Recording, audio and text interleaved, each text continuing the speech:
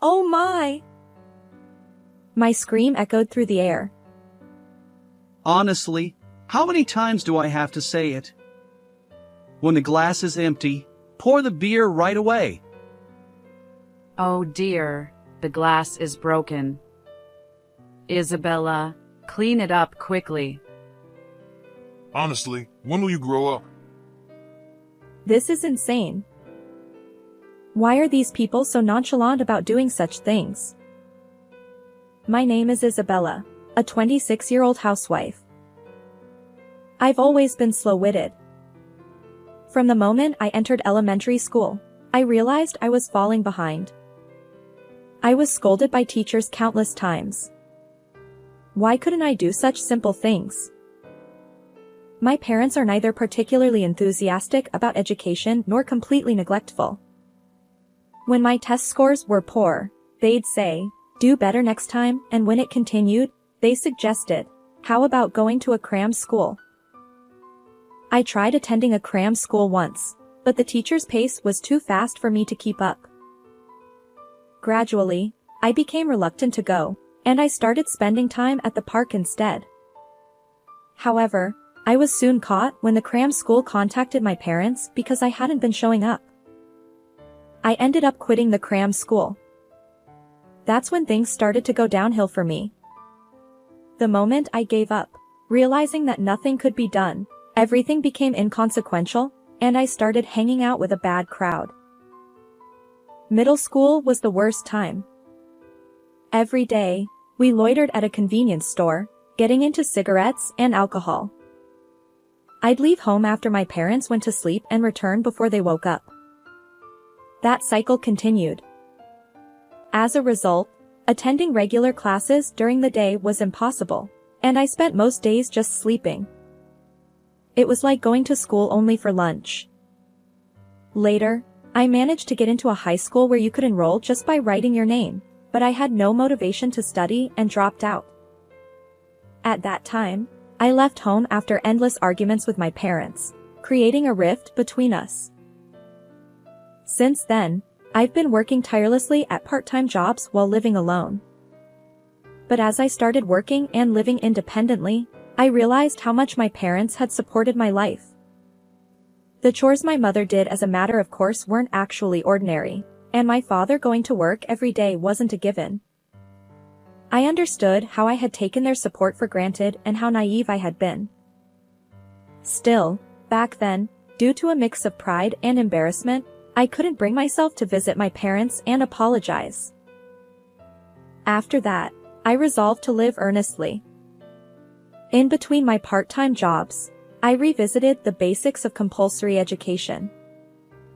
3 years later, I passed the GED exam and decided to take the evening courses at a university. Somehow, I managed to scrape by with the minimum passing score. I was overjoyed. Although it was a lower-ranked university, it's incredible that someone like me, who used to be foolish, could go to university. Feeling a bit embarrassed, I wrote a letter to my family, sharing only the news that I had been accepted to an evening university without revealing my address. From then on, I continued my life, working during the day and attending university at night. The evening university attracted a diverse crowd. There were men in suits who perhaps came after work, as well as older women who wanted to relearn. Interacting with these people allowed me to understand various perspectives, and I consider it a valuable experience. After graduating from university, I landed an office job at a small company. If my old friends saw me now, they'd surely be surprised. My life had changed significantly. And my life took another turn, a meeting with Michael. Michael was a senior colleague at the same company. He was the one who taught me the ropes when I joined. Eventually, he started inviting me out for meals, and our relationship naturally blossomed. 3 years later, he proposed, and we got married. He wanted me to focus on our home, so I decided to leave my job. I never dreamed that the rebellious girl I once was would end up leaving her job for marriage. When it came to informing my parents about the marriage, I could only do so through a letter. After all, we had parted ways in a heated argument back then, and I feared they might no longer care about me. Following our marriage, I ended up living with my in-laws in their home. My husband was the eldest son, and it was customary for the in-laws to live together. During the marriage introduction, I didn't have a negative impression of my in-laws, and there was a part of me that craved family love, so I agreed to cohabitate without much thought. Little did I know that this would mark the beginning of a living hell. I began experiencing severe mistreatment from my in-laws and husband. Isabella! Your cleaning is far too slow. Bathroom, toilet, weeding the garden. Do it more efficiently. Hey! I asked for tea. How long do I have to wait? Unbelievable! Hey, for breakfast, I prefer bread. I'll have yogurt. Mornings are for yogurt and fruit. My in-laws and husband were shamelessly demanding. Despite this, I clung to the strange notion that I needed their approval to be accepted by this family and in this house. So, I continued to be meek. Unfortunately, this only fueled their audacity even further. Isabella, give me a massage. Ah, excellent. I'll be next. Well then, after Dad, maybe I'll get one too. One person, 30 minutes each, for a total of an hour and a half of massages. And afterward, I brewed tea and served store-bought dessert to everyone, as if I were a housekeeper. I gradually began to suspect that I was being used for their convenience by my in-laws and husband. As a result, imperfections started creeping into the household chores I had previously executed flawlessly, and my in-laws and husband began blaming me for those shortcomings. Their tyranny escalated, and before I knew it, my in-laws and husband had turned into terrible manipulative individuals. Oh my! My scream echoed through the air. Honestly, how many times do I have to say it? When the glass is empty, pour the beer right away. He slammed the table as he spoke. The impact caused a glass to fall at my feet. Oh dear, the glass is broken. Isabella, clean it up quickly. Honestly, when will you grow up? This was madness. How could these people be so callous? I had reached my breaking point. I wanted to go home. But where? To my mom's place? Yet, I was afraid. Would they accept me? Still, I knew that remaining in this house would drive me mentally unstable, so I made up my mind and left. Where are you going? Leave her alone. She's been disowned by her parents, so this is the only place she has to go. Despite my husband's words, I ignored him and left my in-laws' home. And after approximately 10 years, I arrived in front of my parents' home. As I hesitated to press the intercom button, a voice came from behind. Isabella. It was my mother's voice. Mom. The moment I saw my mother, tears welled up uncontrollably. She was also crying, and she embraced me tightly. She welcomed me into the house, and there, I met my father after a long time. Holding back tears, he said, "Welcome back." I felt overjoyed. My parents didn't harbor any resentment toward me. Even after I had left without a word, they warmly received me after a decade apart. Awkwardly, I recounted everything that had happened since I left. Both my father and mother praised me, saying, "You've done well." They were pleased with my letter updates as well. As for the matter with my in-laws and husband, they were furious on my behalf. They advised me to divorce that person without hesitation. A few hours later, I received a message from my husband. Where are you now? It's time to come back. I replied, I'm currently at my parents' house. I won't return to that home anymore, so let's get a divorce. Almost immediately, my husband called. His angry voice made it hard to understand what he was saying, but it seemed he wanted to come here to persuade me. My parents suggested, it's a good opportunity to meet face to face, so we decided to invite my in-laws and husband over. When my in-laws arrived at my parents' home, they unleashed a torrent of insults fueled by anger. Back when I lived with them, I was somewhat fragile due to my longing for family love. However, now that I had reconciled with my own parents, that vulnerability had disappeared. Without succumbing to their verbal abuse, I firmly handed them the divorce papers, saying, it's pointless no matter what you say. Please sign for the divorce. In the end, my husband reluctantly signed the papers, rolling his eyes. Finally, I was free from those nightmarish days. And in the blink of an eye, 5 years had passed since the divorce. It was a holiday, and I was relaxing at my parents' home as usual. Suddenly, the intercom buzzed. Who could it be on a Saturday morning? Since I was closest to the front door, I decided to answer. But then the intercom buzzed again. Hello? Oh, excuse me. Wait, what? When I opened the door, there stood my ex-husband and in-laws, the same people I had parted ways with 5 years ago. Why? How? My ex-husband grinned and said, Hey there! You doing well? I figured you'd calm down by now. I'll forgive you, so come back, ha! What are you talking about? My shout drew my father's attention, and he joined me at the entrance. He too was surprised by their presence. My ex-husband continued smirking. You're probably still a lonely single woman, right? We'll take you back. And then my ex-father-in-law, audaciously, chimed in. Grandmother needs care too.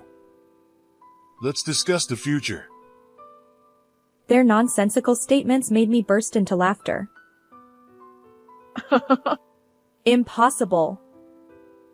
Why are you laughing? My ex-father-in-law snapped. Exactly. How dare you, a lowly woman, be so cheeky? My ex-mother-in-law chimed in. I replied. Well, I was just thinking, who's speaking from a high horse here? My ex-husband retorted. What? Who do you think you're being cheeky with? He seemed to believe that his forceful tone, reminiscent of our cohabitation days, would sway me. Little did he know that over these 5 years, I had regained the determination I had as a former delinquent, a strong woman who wouldn't be shaken. Huh? Obviously, I'm talking to you. This abusive jerk. My ex-husband and in-laws stuttered, taken aback by my intensity. Suddenly, my voice surprised my mother, who approached, saying, Isabella, calm down. The baby just woke up. I apologized while cradling my daughter. Oops. Sorry. A baby? I explained. I've remarried and have a child now. So, there's no chance of reconciliation with you. Not that I intend to, anyway. You're kidding. My ex-husband, clearly frustrated by the lack of compliance, retorted and kicked the flower bed outside the front door. I hurried inside, ensuring my daughter's safety, while my ex-husband attempted to force his way in. My father stepped in to stop him. In the next moment, my ex-husband let out a cry of pain. Ouch! Noah. Noah was my current husband. It seemed he had returned from his night shift just in time. Noah twisted my ex-husband's arm. What are you doing? You! What the hell? Let go! My ex-father-in-law chimed in. Release my son! I'll call the police! Noah replied. Huh? I am the police. Ah! Noah turned to me. Isabella, who are these people? Ex-husband and in-laws. They suddenly showed up, trying to force a reconciliation. When I resisted, my ex-husband got angry and kicked the flower bed. Wait, hey. You don't need to explain so clearly. Noah declared. They're completely out of line. I'll call for backup. This is ridiculous. Soon after, a police car arrived, and my ex-in-laws and ex-husband were taken away. The neighbors watched like curious onlookers, and my ex-in-laws and ex-husband hung their heads in embarrassment as they got into the police car. And the reason my ex-in-laws and ex-husband visited me was as follows. It turns out that they had been squandering Michael's grandfather's inheritance and grandmother's pension, indulging in gambling and a life of luxury. However, when his grandmother's health deteriorated, and she needed care, her pension was being used to cover the costs of her care facility. So, they decided to call me back and try to take advantage of my family's wealth. They probably assumed that if they shouted at me, I would comply with their demands. They completely underestimated me. Upon learning that I had remarried a police officer, my ex-in-laws and ex-husband likely decided never to involve themselves with me again. By the way, let me share how I ended up marrying a police officer. During my evening university days, I became close friends with a woman in her 50s who was in the same seminar. Even after graduation, we continued to meet up for drinks regularly. After my divorce from my ex-husband, she suggested that I meet her nephew, Noah. We hit it off, and that's how we ended up getting married. Life is unpredictable, and I never imagined finding happiness through such connections and bonds. Moving forward, I plan to enjoy each day while nurturing a good relationship with my husband, parents, and watching my daughter grow. How did you find this story? Don't forget to subscribe to the channel. See you in the next video. I am Luna, 32 years old, living with my husband and son. I joined the company as a new graduate and have been working there for 10 years now. When I gave birth, I took maternity leave, but I returned to work immediately after my son turned 1, and I continue to work vigorously in a sales position. Thanks to my hard work, I am on the verge of a promotion, and recently, work has become even more enjoyable. On the other hand, my husband, who is 3 years younger, has been restless and changing jobs even before we got married.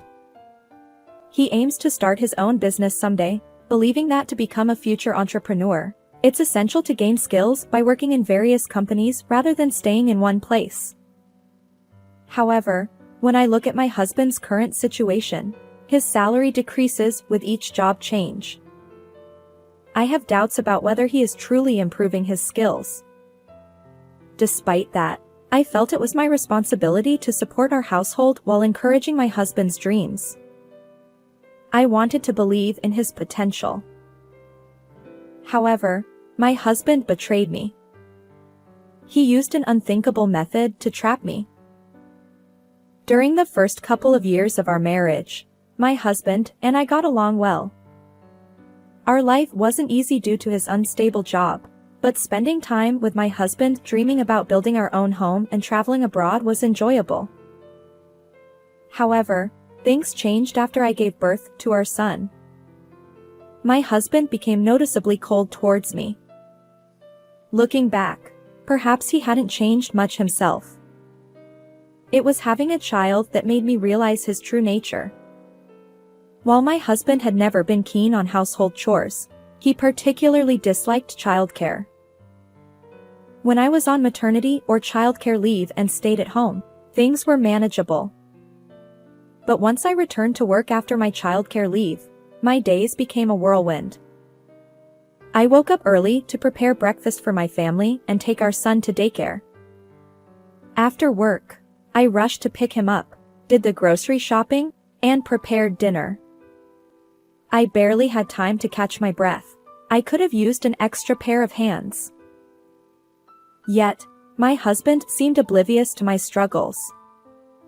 Despite having more free time than I did, he adamantly refused to take our son to daycare. When I asked him why, he said he didn't want to be perceived as someone with too much free time if he did the school run as a father. I tried to convince him that it's perfectly normal for men to be involved in parenting these days. In fact, I saw plenty of fathers in suits doing school drop-offs at the daycare. However, no matter what I said, my husband remained stubbornly resistant. Avoiding arguments, I eventually gave in. Balancing work, household chores, and childcare was tough for me, especially with early mornings and overtime at the office. But I persevered for the sake of our family. It would have been helpful if there were someone who could admonish my husband. Unfortunately, the only person he fears, my father-in-law, is currently away on a business trip. My father-in-law always praised me for balancing work and household chores, understanding the demands of my job. Even when my pregnancy was confirmed, he advised my husband, Take good care of Luna. However, shortly after our son was born, my father-in-law was transferred far away. My mother-in-law stayed behind in our hometown. Unfortunately, unlike my father-in-law, she dotes on her son excessively and only takes my husband's side, so I couldn't rely on her at all. With her extensive experience as a homemaker, my mother-in-law didn't seem pleased that I continued working after giving birth. Additionally, she must have been bothered by the fact that her own son kept changing jobs without making significant progress. It seems she felt frustrated that I, as the daughter-in-law, achieved more in my career. Every time we met, she made snide remarks about me prioritizing work over my roles as a wife and mother. While she surely knows that my work contributes to our current lifestyle, she still criticized me. Eventually, she started saying absurd things like how it's pitiful to leave my child at daycare until late or that I should quit my job altogether. Perhaps my mother-in-law's idle time during my father-in-law's business trips fueled her behavior. She would casually drop by our house, deliver her barbs, and leave. Although I felt unfairly blamed, I resigned myself to the fact that some people with outdated views might never understand. Unfortunately, my husband seemed to resent my professional success. When I received a raise for my efforts, I excitedly shared the news with him, hoping for at least a congratulatory word. Instead, his response was a dismissive, Oh, really? "It hurt."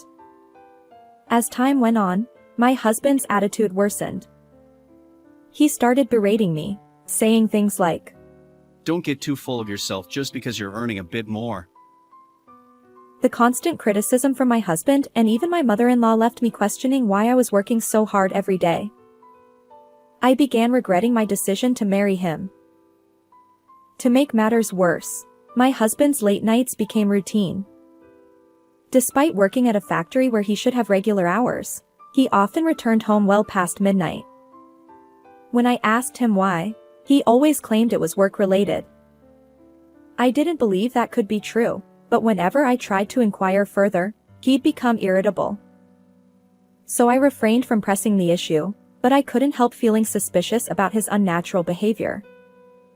And then, finally, an incident occurred. One evening, my mother-in-law suddenly dropped by our house unannounced. While her impromptu visits were nothing new, that particular day left me feeling utterly drained. You see, earlier in the day, there had been a daycare sports event, and I had worked late, waking up early to prepare lunch boxes. I was exhausted and had planned to go to bed early, especially since an important business meeting awaited me the next morning. My son, worn out from the sports event, had already dozed off in his bedroom after dinner. However, with my mother-in-law's arrival, I couldn't simply retire for the night. Determined, I dragged my tired body to the kitchen to prepare some tea. However, at that moment, my husband suddenly grabbed my arm tightly. Surprised, I looked at his face. You must be tired, so I'll take care of it. My husband rarely steps into the kitchen, so I was taken aback. Normally, he insists that I handle everything, cooking, cleaning, and more, no matter how exhausted I am from work. Perhaps he wanted to impress my mother-in-law. I thought it was probably just empty words, so I ignored him and headed back to the kitchen. But my husband wouldn't let go of my arm. This time, with a stern tone. Just sit down and rest. He forcibly seated me on the sofa. I felt trapped. If I allowed my husband to make tea for me, I knew my mother-in-law would have something to say. Surely, she'd criticize me for being a demanding wife. However, to my surprise, even my mother-in-law chimed in. Luna, it's okay to sit.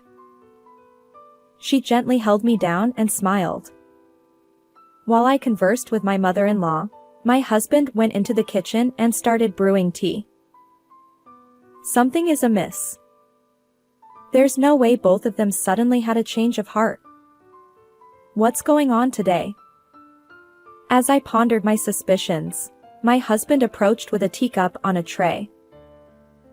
Well, have some tea. He placed the cup in front of me, smiling. I thanked him while keeping a close eye on his behavior. It seemed my husband kept glancing at me. Even my mother-in-law appeared more restless than usual. Definitely strange. I lowered my gaze to the tea my husband had brewed. Ah, I see now. He must be up to something. Yes, there had to be a reason behind their unnatural kindness. I wasn't about to fall into their trap. No more mercy. I was ready. I lifted the teacup but paused just before taking a sip. By the way, didn't we have some tea snacks in the fridge? Let's offer them to Mom, I said, facing my husband. Normally, my husband wouldn't bother serving tea snacks to guests. But today, after telling me to rest, he had no choice but to comply. Initially bewildered, he eventually conceded. Oh, right. He headed back to the kitchen to fetch the treats. My mother-in-law followed suit, saying, Oh dear. Thanks. I seized the opportunity. As my husband returned with the tea snacks, I finally took a sip from the teacup. My mother-in-law, sitting next to me, also began sipping her tea. We engaged in light conversation for a while, showing my son's sports day videos to my mother-in-law. However, both my husband and mother-in-law continued to stare at me unnaturally. Despite feeling their sharp gazes, I calmly finished my tea. Observing my composure, my husband tilted his head in confusion. Just when I thought everything would proceed without incident, a sudden change occurred. My mother-in-law's complexion darkened, and she furrowed her brow.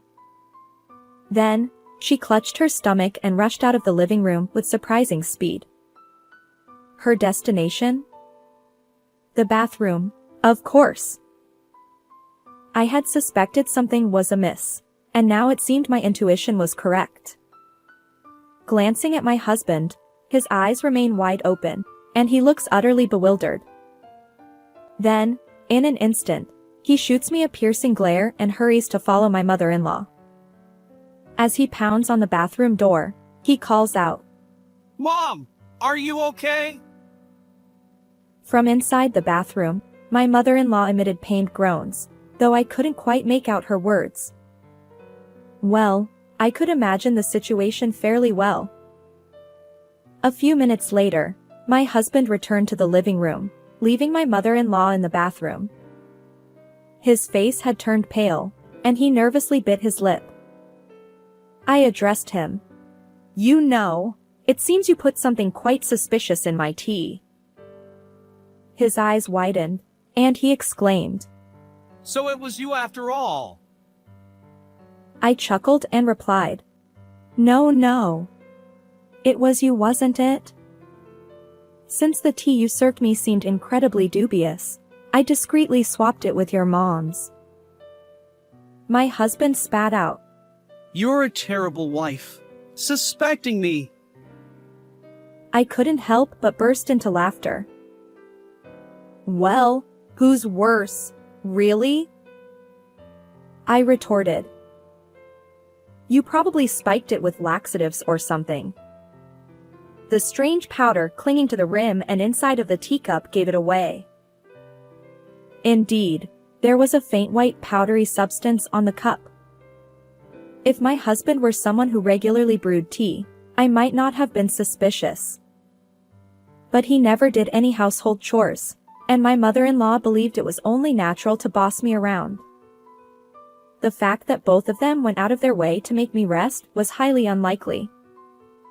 So, I had been carefully observing my husband's actions and the tea he served. My husband's ill-conceived plot was exposed, and he confessed everything. However, the motive behind his attempt to spike my drink with a laxative was so trivial that it left me utterly bewildered. Apparently, upon learning that I had an important business meeting the next day, he conspired with my mother-in-law to sabotage my work. If their plan had succeeded, I would have either canceled the meeting due to illness or found myself repeatedly rushing to the bathroom during negotiations with our client. Such a situation could have negatively impacted my professional reputation at the company. Yet, tampering with someone's beverage is undeniably a criminal act. Why would both my husband and mother-in-law go to such lengths to undermine me? I find their actions pitiable. After being completely exposed and defiant, my husband glared at me. If anything happens to Mom, I'll demand compensation. But I retorted, What are you talking about? You're the one who should pay compensation. I chuckled and added, I know you've been cheating all along. His expression froze in an instant. Despite having plenty of free time, he always claimed to be busy with work, returning home late. Even on his days off, he'd go out alone, leaving almost no time for family. When he was home, he'd be glued to his smartphone. Suspicious of his infidelity, I hired a private investigator to track his actions. The results were as expected. My husband had been deceiving me. He pretended to be single at a mixer, got close to a young woman, and spun tales about upcoming business ventures. She, fresh out of school and naive, fell for his lies. Later, my husband tried to justify it, claiming that dating a younger woman boosted his confidence. I could almost picture him puffing up, bragging about his future as a CEO. But if he had that much free time, he should have put more effort into achieving his goals. Instead, it seemed my husband, like a spoiled child, was chasing an impossible dream of entrepreneurship. Surprisingly, my husband, caught in his infidelity, turned pale and froze. I looked him straight in the eye. Let's get a divorce. You'll pay alimony, of course, and child support. His defeated response was, Fine, whatever. But then he tried to assert himself. Just so you know, if we divorce, I'll take half of our savings. I know you've been secretly hoarding money. I chuckled and sighed. You won't get a share of my assets. Most of the remaining savings are from when I was single. The pre-marriage savings aren't subject to division. he retorted. What? That can't be true. Besides, you've been earning lately. I decided to enlighten him. The recent earnings have mostly gone toward living expenses since you contribute very little. His face fell. Then I added, by the way, every piece of furniture and every appliance in this house was bought with my money. So don't even think about taking them when you leave. This house is in my name, so please gather your belongings and leave. As my mother-in-law emerged from the bathroom looking defeated, I told her, I'll be informing your husband about this. She pleaded, Please. Don't tell him. but I didn't hesitate. I contacted my father-in-law. Naturally, he was furious, and my mother-in-law was handed a swift divorce. Afterward, realizing that he couldn't expect any share of the assets, my husband finally understood his predicament. Despite pleading with me, saying he didn't want to separate and that he couldn't live without me, his apologies now hold no sway over my feelings. I hired a lawyer, and the divorce with my husband was finalized successfully. I claimed substantial compensation for emotional distress and child support. Due to his low income, my husband couldn't pay the compensation in one lump sum, and he ended up burdened with significant debt.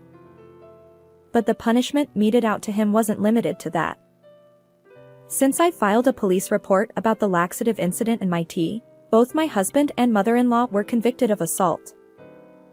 Although they received probation, they now share a criminal record.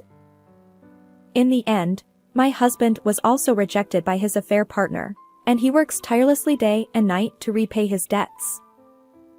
Meanwhile, my mother-in-law, abandoned by my father-in-law, leads a miserable life in poverty. They tried to undermine me with baseless jealousy, but they reaped what they sowed. On the other hand, my recent business negotiation was a great success, and I was promoted to lead the sales team. I moved out of the apartment I shared with my husband and rented a new condominium. Now, my son and I live happily together. Although my first marriage ended in failure, I'll continue working diligently and ensure my happiness. Farewell, everyone. How did you find this story? Please consider subscribing to the channel. Until next time, take care.